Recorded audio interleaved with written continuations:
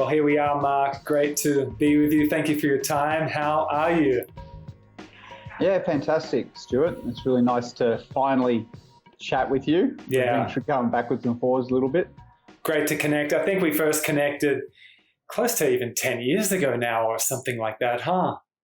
I think so. Yeah, we've had quite a few similar parallels with the life coaching and the yoga and merging all the different aspects of our life into yoga sadhana. So just want us to talk a little bit about that and your journey. And for starters, how is it all going? It's going pretty well. I've spent the last 3 or 4 years in a real transition. So, the yoga world has changed a lot. I've been, teaching for 35 plus years now and educating for over 20 years, but it's very different in this current environment. And so to keep, a foot or in front, I really realized I had to kind of go online and I had to learn about branding and marketing and all those things. It's I've been doing it and kind of kicking and screaming along the way. But I'm almost finally there. I think most people, if they ask me what my job was at the moment, I'd say internet marketer. I spend pretty much all day on the computer, really just trying to transfer a lot of stuff online. And it's very different, but I feel like if I don't do it, then you just kind of fall by the wayside. Mm-hmm. So there's been a lot of that, really, a lot of computer time. And a lot of kicking and screaming. Is it frustrating for you? It is. Yeah. I couldn't say that it's a favorite thing to do. And, with tech and making it all work, basically we're automating the whole thing at the moment. And so with tech to get it all talking with each other, it might be just one small button that you've got to push or one little bit of code, but nothing will work if you don't push that one button. And it's like, That's your... And I've probably got like 10 bits of tech trying to talk to each other. So I remember you speaking of like the sledgehammers of life. Is that like a mild current sledgehammer? I think so. Yeah. Yeah, because before that, like I've been doing this, I don't know, close to 4 years, rebranding and kind of envisioning how I want to take yoga out into the world in a, future concept way. And before that, I was doing 2 teacher trainings a year, mostly living in Bali, surfing, practicing, which is what I want to be doing. That's what I love doing. And I feel like this stuff, I don't get to practice as much. I don't get to teach as much. So I definitely want to go full circle and get back to that. But the idea is that I can reach a lot more people, that I can be abundant within that, and then have location freedom, live anywhere in the world and surf and do yoga. Yeah.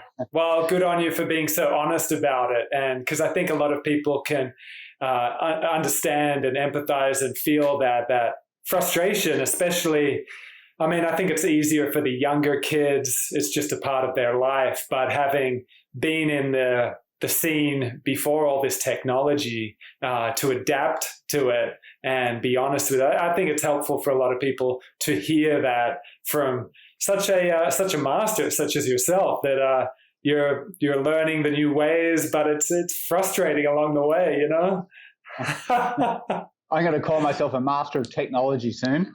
You will be. That'll be my new title. Is that your main? So how much time are you putting into it each day? Like a lot. All day, every day. Yeah. Wow. Good on you.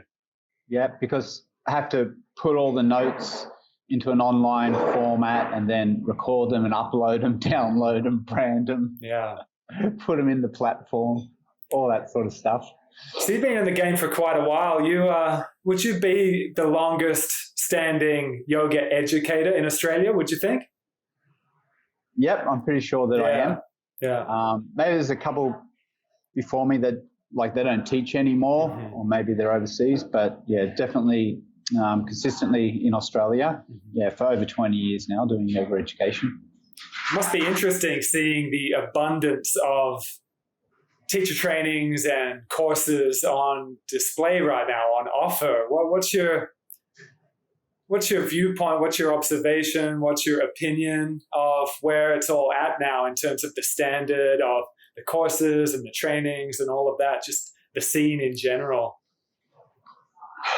Well, the simple answer always in yoga is it's just how it is. Let's be inclusive, and it's just how yoga's evolving. But in the world of kind of diversity and duality, I think it's a complete mess. I think that we're in an unregulated industry where anyone can just jump in and hang out their mantle out the front as a yoga educator without really having to provide too much at all. I mean, you basically fill out the paperwork, it gets signed off, no one ever checks on it. And also it's very ambiguous in a lot of these main registry bodies. I wouldn't even call them accreditation bodies, they're more just registry bodies who don't really set standards at all for yoga educators. So a lot of it's been diluted and watered down and commercialized into something that it's not. You know, that's my opinion. Yeah. No, I agree. I mean, it seemed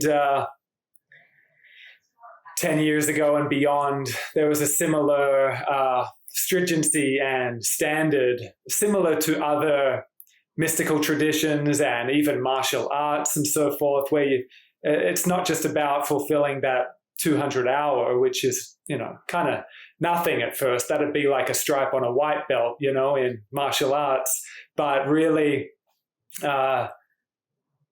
putting in the hard yards, so to speak. And there isn't much regulating that right now. And I think it's actually leaving a lot of these younger teachers feeling quite empty-handed and quite vulnerable, because there's often a glamorized portrayal of what it's going to be like when you get your certification. And it is glamorized on Instagram and Yoga Journal that you're going to have this abundant, free-flowing lifestyle. And I think it tends to work its course pretty quickly upon these younger teachers coming out of the new training, that they get insight pretty quickly that other forms of education, continuing education, finding a mentor, finding a core teacher, that kind of thing reveals itself pretty quick, I think, because I observe similar things as to what you just said. But if one is left just to the current regulating standards, which there is no standard, I think it naturally works itself out in the long run. But that short term is pretty broad and pretty slippery, huh? Yeah. I mean, when I first started, we did 200 hours. We would started teacher training before Yoga Alliance was around, but when they came in, we started that 200. And then after a very short time, we felt like it wasn't enough. And then we went to 1,000 hours as an entry point. And I think 1,000 hours is a good entry point. And we used to run a government accredited advanced diploma in yoga. And so they would spend, a whole year full time or 2 years part time. But then commercial pressures pushed that down to 500 and then 200. And now a lot of people are cutting corners within that. They do, 12 days and just quickly and throw in some online and stuff like that. And I think also a lot of the teachers going through now are primarily only taught in asana. And in a lot of ways, they're only become asana teachers in asana studios. And it's not much different to, fitness industry, body balance or things like that. And you're competing in the same industry. And I think the average wage is around, on the statistics, is about $45 an hour in Australia. But that doesn't include sign-in, checking with people afterwards, driving the class after class. And so many of these teachers, as you said, the real reality is they're teaching 18, 20 classes a week just to pay the bills, and it's exhausting. Yeah. And a lot of them are falling off and just going back to their old job. Because the teaching, you go to a class early in the morning, you're teaching classes late at night, you're doing all this sort of stuff, and then you're just stuck in another version of 9 to 5, which you tried to escape in the first place. Right. Yeah. And really, we want to do this as lifestyle, and it's no different when you're caught up in that kind of cycle. So what would you, speaking to exactly the teacher we're speaking of, who has great intentions, is loving yoga, has just done one of these quicker courses has jumped straight into teaching, but their heart's in the right place. They're wanting to teach yoga, but are up against that predicament of needing to pay the bills, needing to pay rent. They're grinding it, but they're exhausted. They're not practicing anymore. Speaking to that teacher right now, if they're listening, what would you recommend? Well, two things. The first one is, well, I'll tell you a story. Mm-hmm. You know, when I'm in the 80s, I was teaching aerobics. Right? I had all the fluoro, the white Reeboks, the whole bit. Taught at Aerobic 2000 in Cronulla, and it was super, super popular at that time. And so more and more centers opened up. So more and more instructors teaching aerobics, and it was all group exercise classes. But at a certain point, with all these instructors coming through, kind of got saturated and there wasn't space for it. So the smart trainers then became personal trainers, became PTs. And then they started to niche and they started to work specifically to their audience. In that way, they became an authority and an expert and they could charge a whole lot more. Mm-hmm. So I feel like this is where yoga is transitioning right now. So the place for a teacher is to work out what your niche is, start to get known as an expert and authority, start to write about it, blog about it, put content about it out there, build your audience around that, build a following. That way you can do online courses, you can run retreats, workshops, you can start doing stuff online, so then you've got a global audience. I mean, when you're teaching classes, you get your $50 and the studio kind of owns you, and for every class that you're doing, there's two other teachers coming through trying to get your job, get your class spots. So doing that, I think, is really the way to do it, to move forward into the future. And I think you can also leverage off the studios to become what I call, a one-on-one yoga life coach.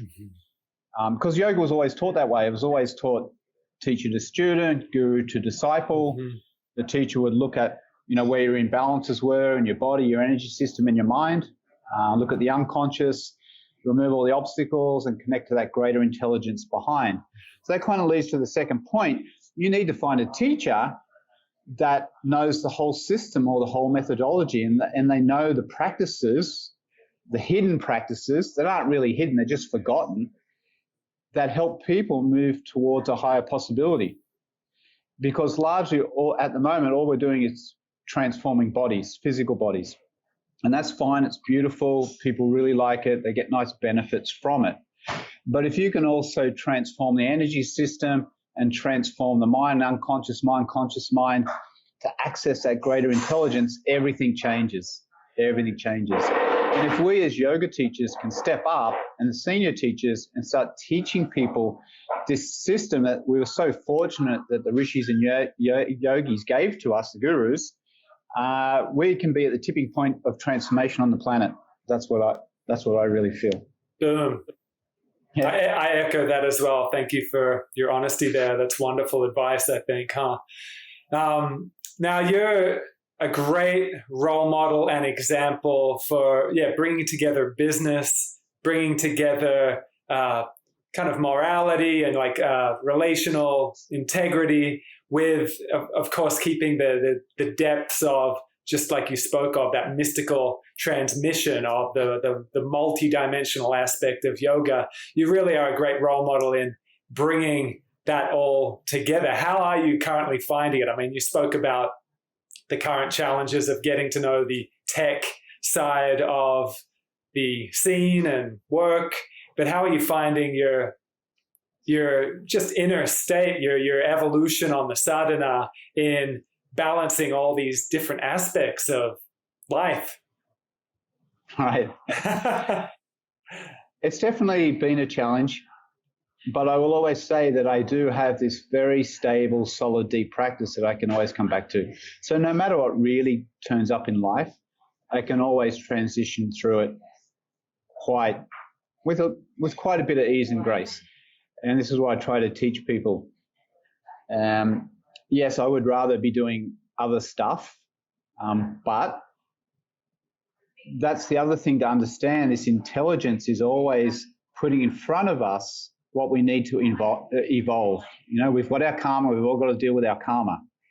So you can either resist it or you can notice it and try and roll with it, understand it, and move. And this is currently what's been put in front of me at the moment. One of the other cool things is, you know, I linked up with Alan Finger not too long ago from Ishta Yoga. And that's been really, really good at bringing a big piece of the puzzle together for my own practice, because he's South African. His father, Manny Finger, taught him and initiated him into Kriya Yoga. And his father was initiated by, you know, the famous Yogananda, Paramahansa Yogananda. His father, Manny, taught a lady called Roma Blair. She came to Australia. She was one of the first people coming to Australia, and she was my mother's teacher. So when I started when I was 5, learning off Mum, I did all these Kriyas and things, and it was amazing. I had this really strong connection, and then I kind of lost it later on. When you were 5?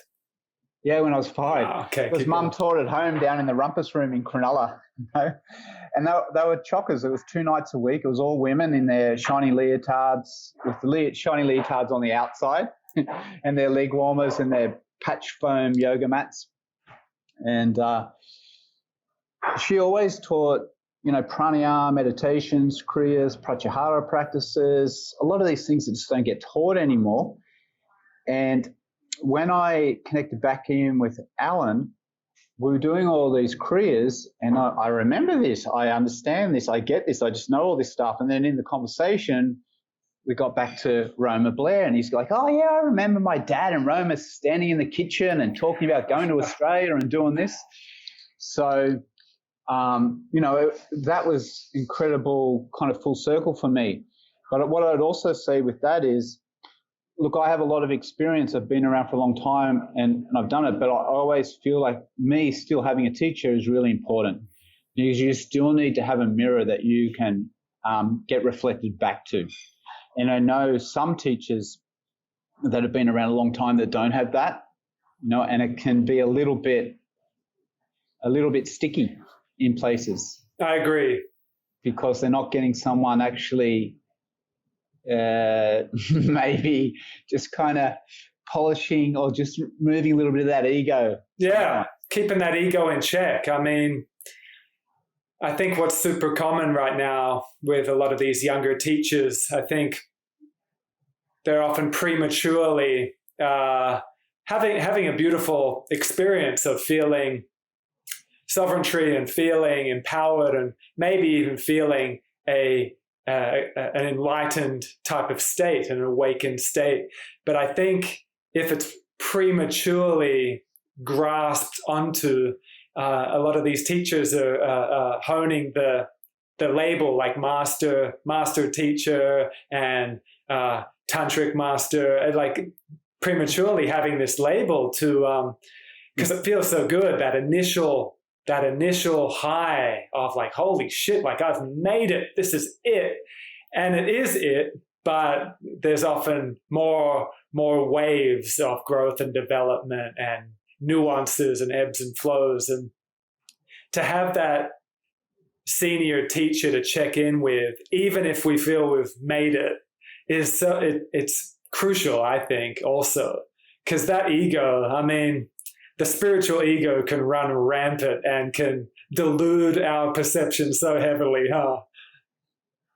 100%. Mm-hmm. I mean, Stu, you notice how easy it is to be a master these days. There's master classes, mm-hmm. master workshops, master this, master that. It's like, give me a break. You've been teaching for 2 years. Now you're teaching master workshops. Like, give me a break. Yeah. There's got to be, a reality and a reality check. Yeah.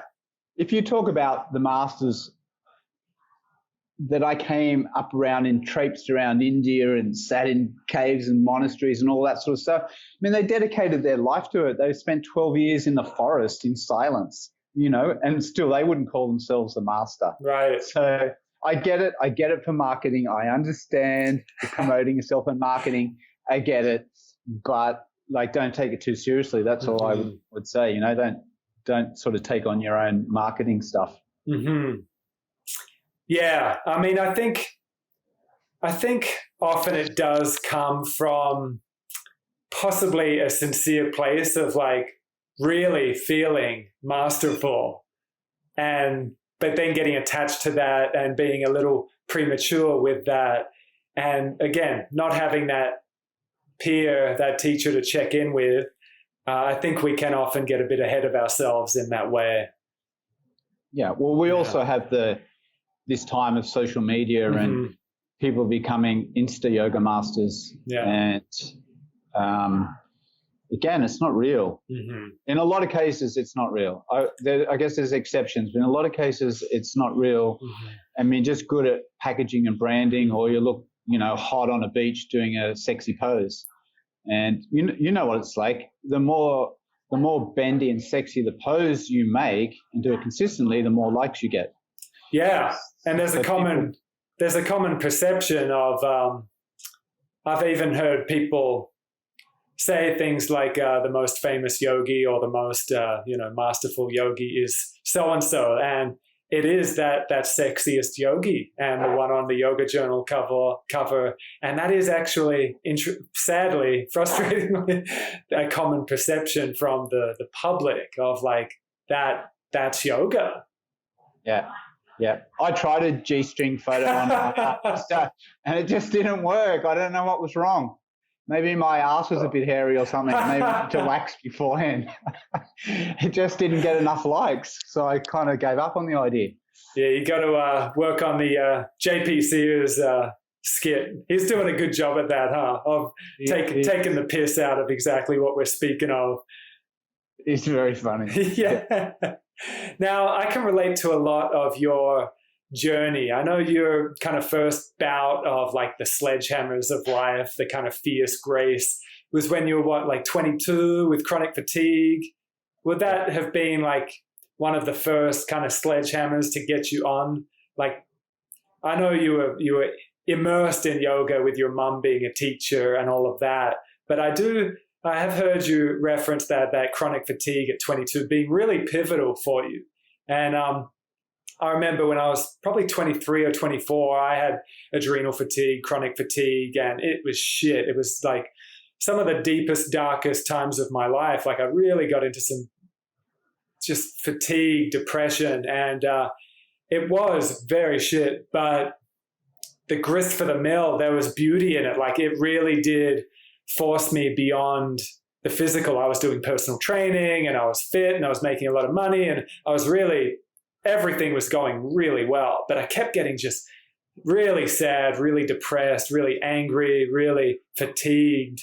And that was hugely awakening. It was getting me into more of the subtle meditative aspects of yoga. That really is what opened up the journey of yoga beyond just doing it. And I know you had a similar experience, didn't you? Yeah, I did. I think I noticed it playing out around my teens, starting around 13 or 14, and I had my specific version of family dysfunction and, had my karma playing out. And I remember that time I did it earlier on, but I remember it playing out around 13 where I just disconnected from that essence that I had as a kid.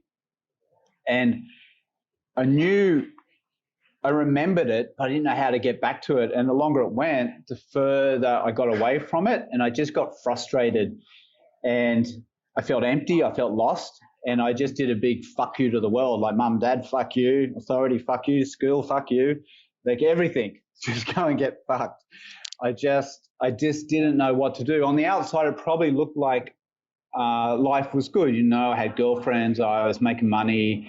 I had some good jobs and things like that. I was training semi-professionally in triathlons, but, I was training really hard. But I also, with that feeling empty and lost, I was self-medicating, so doing the party drugs, going out like every night on the weekends, just even when I was racing, drinking a lot. So but I kept asking, like, how do I get out of this?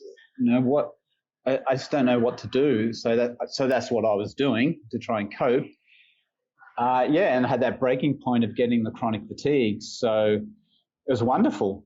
It turned my life upside down, and you don't wish it on anyone, but it did start me asking those big questions of, who am I? What am I here for? How do I achieve balance?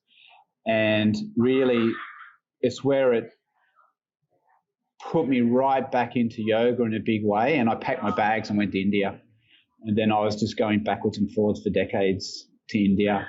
I was searching because I started to see these teachers in India who were happy for no apparent reason. They were loving, they were happy, they were compassionate, but they were also very active in the world. They were creating schools, monasteries, hospitals, feeding thousands of people. It didn't look like a feather. There was no stress. And that's it. That's what yoga is. How do I get that? And so I kind of pestered a bunch of them to try and give me the answers. The standard answer was, just make your mind equanimous and still your mind. And then all the answers that you're asking will come to you. But I wanted to know why. Why? And I wasn't happy just doing the practice. I wanted to know why, because I also wanted to teach it. So I did get a lot of those answers. I got a lot of the practices along the way and the processes of how to do it. And it was just way simpler than what I thought it was. Oftentimes it's made really complex, but it's actually a very, very simple process. And it was one of my big learnings, because I would always try really hard. I would try really hard to master asana. I would try really hard to meditate, and I had to learn to stop trying, take all the effort out of it and do no thing. In the end, that's what yoga is, no thing. Just sit and do no thing, do nothing. That was really hard for me. But when I got it, everything opened up. So a lot of my teaching is helping people to do no thing. Yeah, I think it's a pretty common experience for very pitta, very doing-oriented people when they get into the spiritual quest and meditative techniques. The trying faculty gets exhausted, and then in that almost defeated state of like, holy shit, no matter how much I try, it's not happening. And I hear from teachers again and again. Adyashanti is one of them. I dive into a lot of Adyashanti's teachings, and he was a triathlete as well. And he referred to that as well, just trying, sitting for hours on end, trying to barge his way into meditation. And then that feeling of defeat, that feeling of exhaustion being the initial doorway into what it actually is. And you no amount of trying works, but we're such a trying culture. We try. I mean, trying is admired among probably over most things. Like, even if someone is a complete dickhead in our culture, if they're trying really hard, super ambitious, and they've got an awesome facade, that's what's worshipped in our culture. Not how happy one is, or not how peaceful one is. It's like how much shit they have and how much money they got in the bank or whatever. Like, look who the world, America, has as a role model. Like, just a complete dickhead. Even though he's doing such dickhead shit, he's able to get away with it. For the most part. Maybe not for much longer, but yeah, it can be tricky in our culture because trying is worshipped, ambition is worshipped, and these are good things. To try hard, to do our best, they are good qualities. But then to be in the heart and to be in silence and to be in what we're all ultimately looking for, no trying can do it. It can't. And really, I mean, if you look at, with Trump, it's a 50-50 thing, really, isn't it? Like, half the people are happy as and half the people crying. Yeah. And that's programming. Mm-hmm. And that's what the whole thing that we're talking about, like, every one of us gets caught in this dream that we think is real. And it's just a programming through our senses and our mind. Yeah. And that whole process of yoga is, bringing our conscience back in, disconnecting it from the senses and coming back into Anjana and sitting and doing no thing. But we get so caught up and identify with this world, and even when you understand it, that identity, and trying to let go of the identity, like you're saying, you're just trying to let go of it.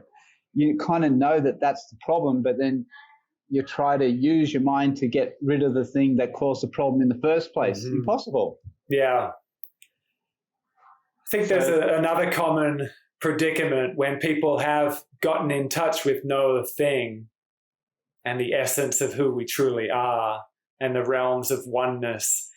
Then very commonly the embodiment stuff gets denied, becomes unhealthy. So for example, the yogi being able to meditate, being able to reach transcendental states, but then when it comes to money, they're a complete dickhead. When it comes to sexuality, they're doing just crazy shit. Kind of like the horny celibate Ram Dass refers to it as. So right. The yogi that has like put all their attention in ajna and beyond, and pure awareness, pure nothingness, but then hasn't brought it back in and down into life, but is still involved in life. They're not just in the cave. They're in relationships. They're in monetary business transactions.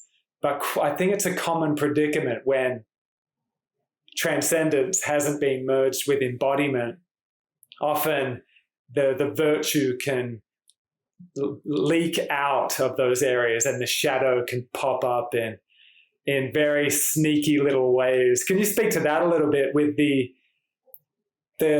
yoga life coaching that you're doing, which seems to be integrating both that, like to be in nothing doesn't mean we have to deny money, doesn't mean we have to deny sexuality, doesn't mean we have to deny relationships with everything. Can you speak to that a little bit? Yeah, well, the three pillars that I use are Yoga, Vedanta, and Tantra. So Vedanta is kind of the philosophy or the system of how we move from spirit into physical and back again. Yoga is the way to do it. But the beauty is the Tantra, because Tantra is such a wonderful system because it's inclusive of everything. Like every moment is an opportunity to wake up. And the beauty of Tantra is that when we do our practices and we get to know thing, the idea is to ground that back down through the system and then take it back into life. Because what a lot of us are doing with, this identity and this struggle that we're going for is we're looking for the light outside of ourselves that, I have this certain money figure or this person or this job recognition, then I'm going to feel all right. I'm going to get that light.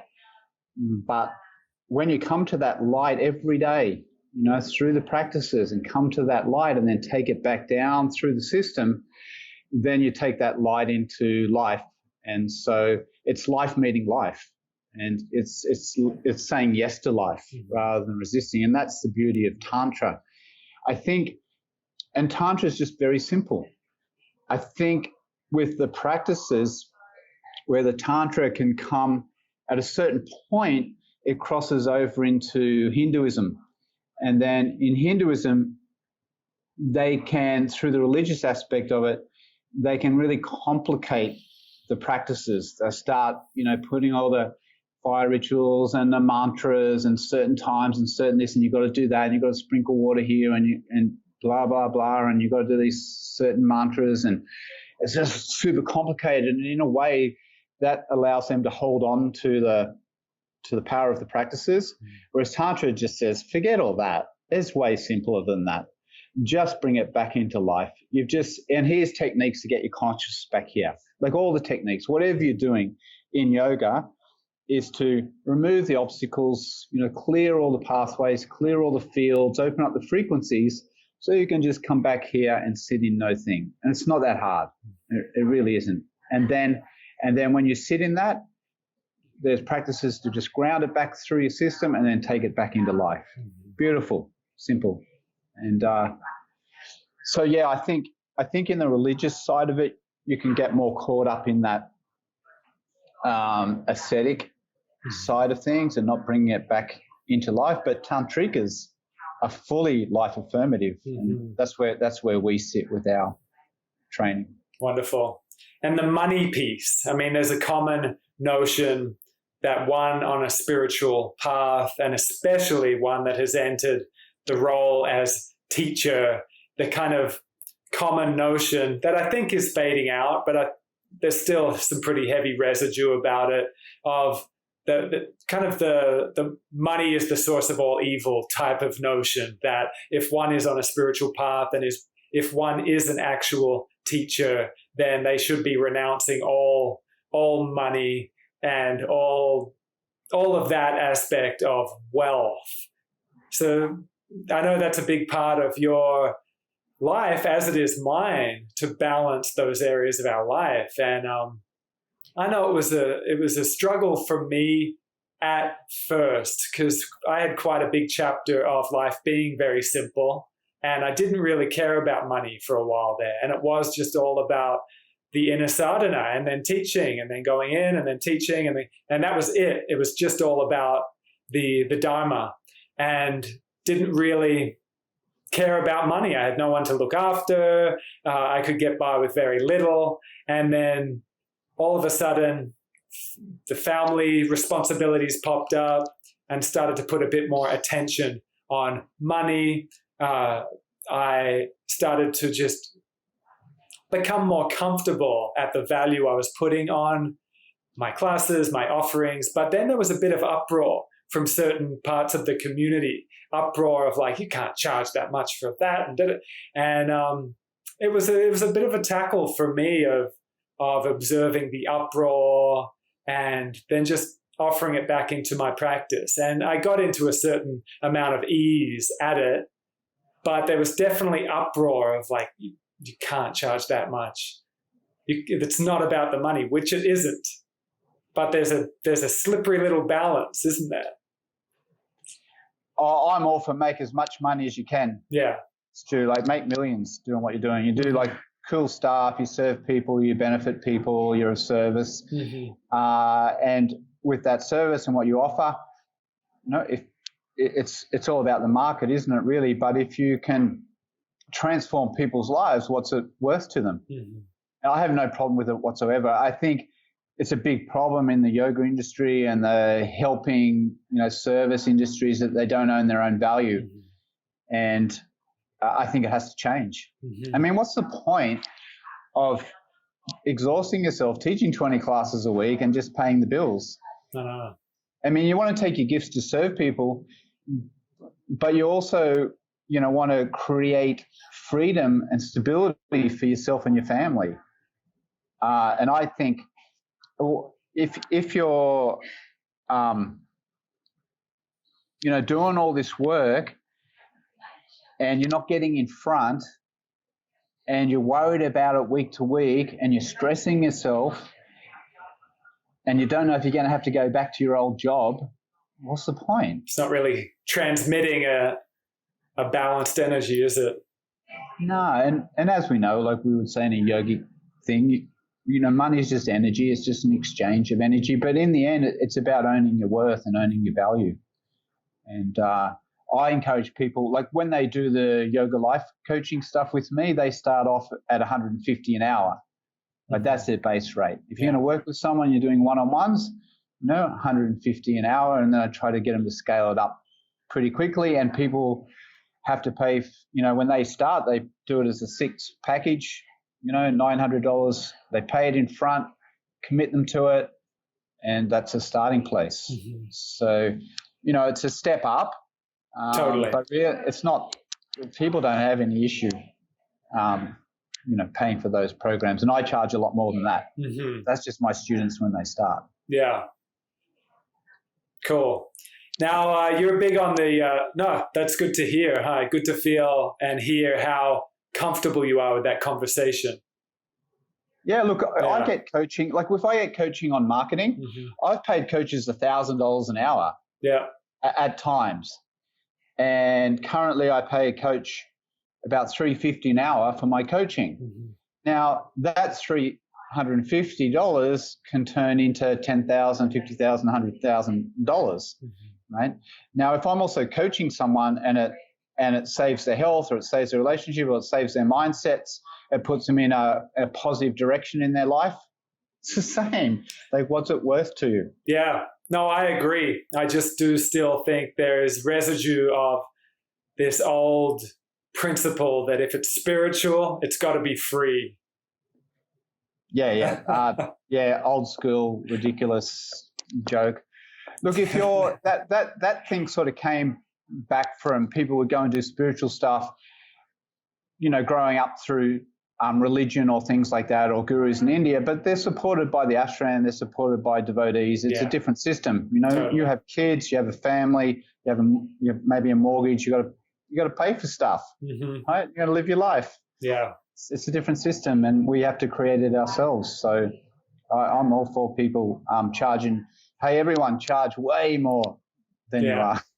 Good on you. That's good to hear. Now, you're big on the self-governing principle, are you not? Yeah.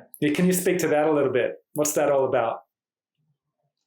Well, basically, we grow up in a world where our life is not really ours. We basically create an identity based on other people's rules.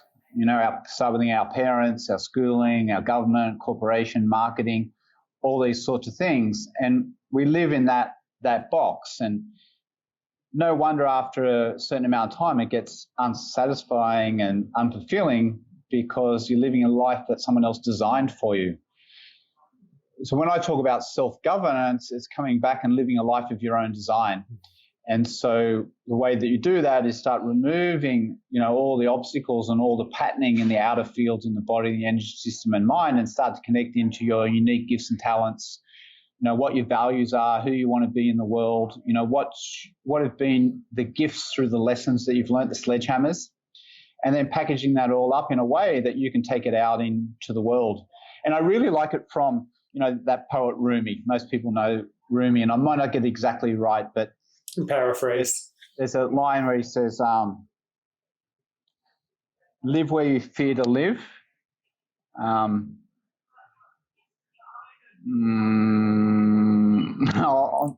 going to Google it. Google it. Talk to me while I Google it. Pull up Google. No, you got to love the Rumi. Yeah. Live where you most fear. Yeah. Is it coming up?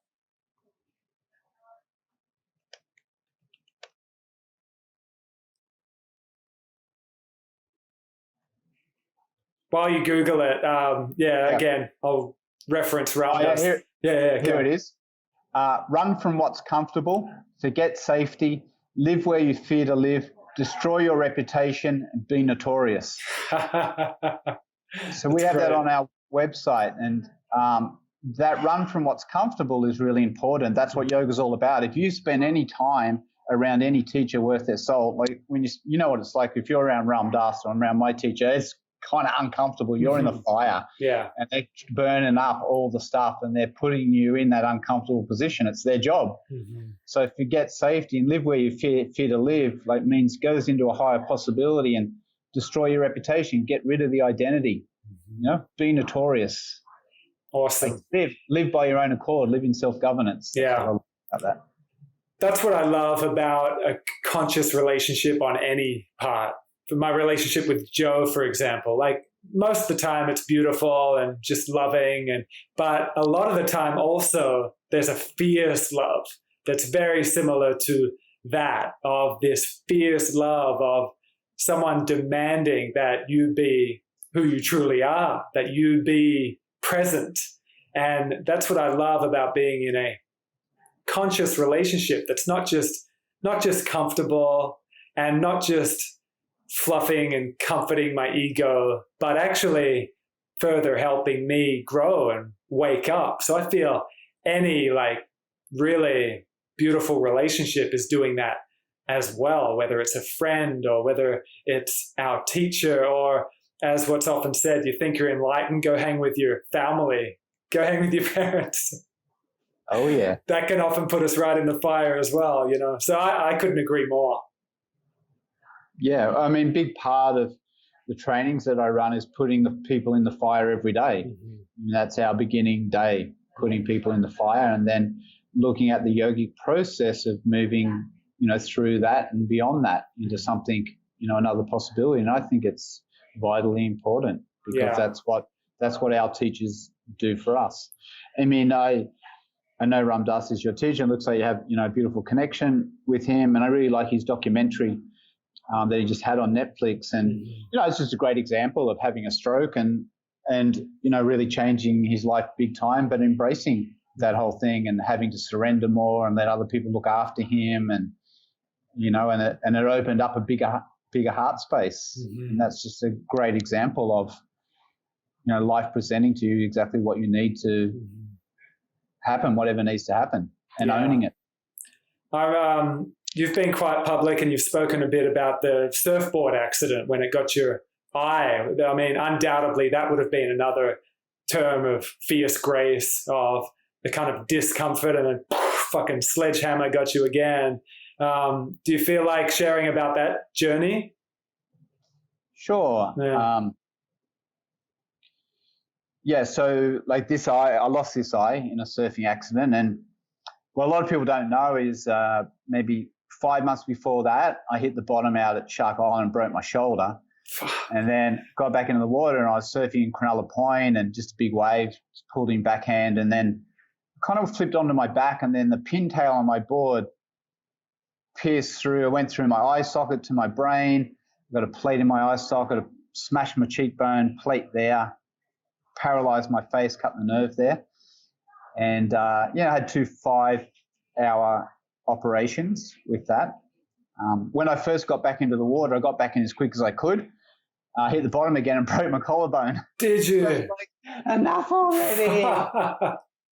And really, it was interesting because I was in a relationship and a job that I knew that I didn't want to be in, but I didn't know how to move out of it. And I was struggling for a long time, and I was asking for guidance, and I was getting it, but I wouldn't take it. So you go, oh, come on, give me some guidance. And I'd get given to me. Oh, can you just something easier? And then after a while, after I keep asking, well, how about this then? Oh, what about that? And I'm like, okay, I get it. Right? And I moved out of the relationship and moved out of the job and, opened up into new thing, and no more injuries. But I do remember when Mum came to the hospital the first time, and, mothers, she's freaked out about it. Oh, your eye. And she said to me later on in life, she said, when I came to that hospital, something you said to me really impacted me, really changed something for me. And, I went in there and I was all emotional, and I said, you poor thing, your eye, and you've lost your eye and your face and all this sort of stuff. And I just said to Mum, oh, that's cool, Mum, I've got another one. No big deal. I can see. And I truly felt that. And I don't know if that's because of my yoga or past life stuff, but it's been a familiar thing in my life where they don't really get caught up in any of those things. It's able to transition. And I would say that yoga is a kind of a big blessing with that. I can kind of let go. Amazing. Thank you for sharing. Because, often people will see you now, see a person now, say you're at a course, or they're just seeing what an empowered person you are. And often the journey up to that point, those sledgehammers, those trials and tribulations aren't accounted for. And pretty much always with a magnificent person comes a lot of those sledgehammers, a lot of those trials and tribulations, the kind of gritty spiritual sandpaper of life. So it's good to get vulnerable and share those experiences. And I think it really does help people have a bit more perspective, a bit more awareness, and a bit less victimization when they're in the shit. Mark, is there anything specific you want to share with our listeners? Any upcoming courses, any projects you want to share? Yeah, look, you can just check out yogacoach.com. We've got a retreat for a week in Bali called Dream Wild, and that's all those things that I was talking about before, how to come back into self-governance, how to create a life of your own design based on a yoga model, which is really cool. And after that, we have meditation teacher training for a week. I think it's really important, the meditate. It's really popular, but I think yoga teachers really need to learn how to meditate and how to teach it. Of course. Because that's what the definition of yoga is. So I think it's really important. We give you really practical ways to do that. And other than that, the yoga life coach. So I specialize in helping people teach one-on-one and to work group coaching one-on-one. That's where the money is. If you charge $150 an hour, but if you have, 20 or 40 people on the same call, you make $4,000 for your hour. Yeah. And that's what I do in my group coaching. So, and I want you to make, all of you teachers, make all that money. Yeah. It's worth it. So awesome. Just have a look at that. That's coming up, and we're transitioning it all online. That'll launch in February or March, something like that. It's great. I love your work, Mark. Love yours too, Stuart. And you've got all that creative side going that I don't have so much of. I always wish I could play instruments and things like that. Oh, okay. You've got a few of those. How many do you play?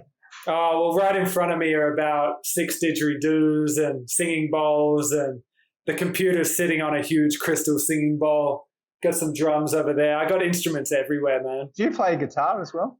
I play bass guitar and a little bit of normal guitar, but over the years, as I've gotten more and more into yoga, it's been more about the drone instruments, the didgeridoos and the drums, because I really do feel it deepens my yoga practice. Like when you're playing the didgeridoo, it's the deepest pranayama I've ever done. Yeah, amazing. Hey, your Mexico thing looks awesome. It's on my bucket list to go there. I sent to Joe, but next time you do one, I know in advance, I might jump in that and then transition into surfing. Yeah, for sure. On my bucket list to go surfing in Mexico. Everyone loves it when they go to Mexico. Yeah, it's beautiful. I haven't been for a while, so I'm looking forward to that. Or Maui, if you're feeling Hawaii. When we were there last time, huge swells came through, massive. And Jaws was just like perfect. So amazing. Like I tow in surf and I tow into big waves, but then it's just a step up. There's a level where some of the guys that I tow in with just don't seem to have any fear of mortality. Yeah. The things that they're, and slabs and just crazy. Yeah. I'm much more calculated, but just crazy stuff, It's, they're definitely warriors. Yeah, and you speak to them about that fear piece because they often get labeled as being fearless, and they're like, no. And you speak to them about that, and it's such deep yoga that they're doing of like being with the fear, and just expanding from the fear. And yeah, I bow down to those guys because I'm very calculated as well, and with all my injuries of the shoulder, having shoulders pop out and snap out of the water, I'm scared of big waves now, without a doubt. It's a huge fear. So I bow to them, huh?